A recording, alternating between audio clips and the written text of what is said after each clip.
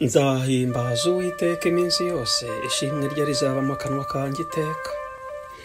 Uwiteka niwe umutima wanjye uzirata, abanyamibabaro babyumve bishime, mufatanye nanjye guhimbaza Uwiteka.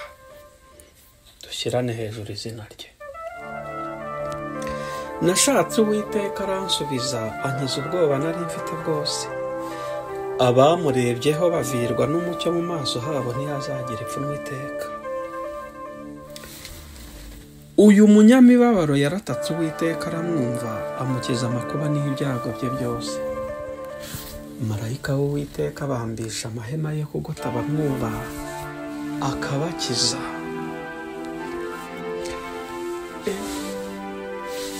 Nimusogongere mumenye yuko Uwiteka agira neza, hahirwa umuhungira.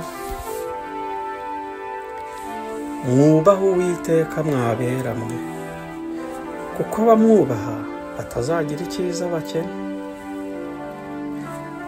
Imigunzu y'intare ibasha gukena no gusonza, ariko abashaka Uwiteka ntibazagira icyiza bakena. Bana bato, nimwunyumve, ndabigisha kubaha Uwiteka. Ninde ushaka ubugingo agakunda kurama kugira ngo azabone ibyiza? Ujye ubuza ururimi rwawe kutavuga ikibi, n'iminwa yawe itavuga iby'uburiganya. Va mu byaha ujye ukora ibyiza, ujye ushaka amahoro kugira ngo uyakurikire, kugira ngo uyashyikire. Amaso y'Uwiteka ari ku bakiranutsi, n'amatwi ye ari ku gutaka kwabo.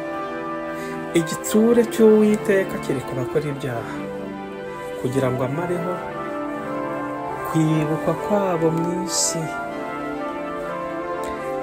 Abakiranutsi baratatse Uwiteka arabumva, abakiza amakuba n'ibyago byabo byose.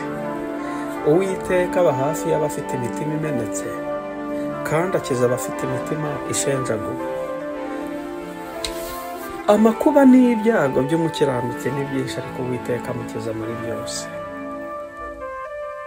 Arinda amagufa ye yose, nta na rimwe rivunika. Ibyaha bizicisha umunyabyaha, banga umukiranutsi bazacirwaho iteka. Uwiteka acungura ubugingo bw'abagaragu be, ntawe mu bamuhungiyeho uzakorwa n'isoni. Gira uti, nta muntu wahungira ku Uwiteka uzakorwa n'isoni. Hindura ubuzima bwawe amashimwe, buri munsi uko bwije n'uko bukeye uzajya ubona umugisha w'Imana. Mwari kumwe na mwene so Harerimana Felix.